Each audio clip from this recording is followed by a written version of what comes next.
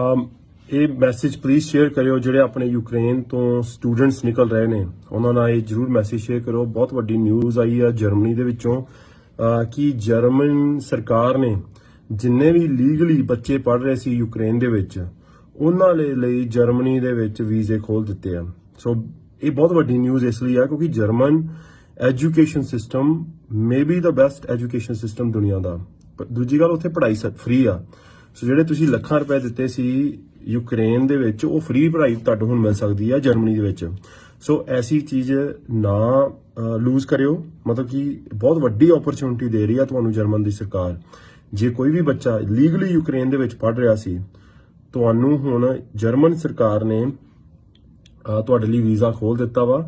ਸੋ ਇਹ ਜੇ ਪਲੀਜ਼ ਇਹ ਤੁਸੀਂ ਇਹ ਚੀਜ਼ ਨੂੰ ਆਪਣੇ ਨਾਲ ਰੱਖੋ। ਔਰ ਜਰਮਨੀ ਅਗੇਨ ਮੈਂ ਕਹਿ ਰਿਹਾ one of the best medical system ਹੈ, if not the best medical schools ਜਿਹੜੇ ਆ ਉਹ ਜਰਮਨੀ ਦੇ ਵਿੱਚ ਆ।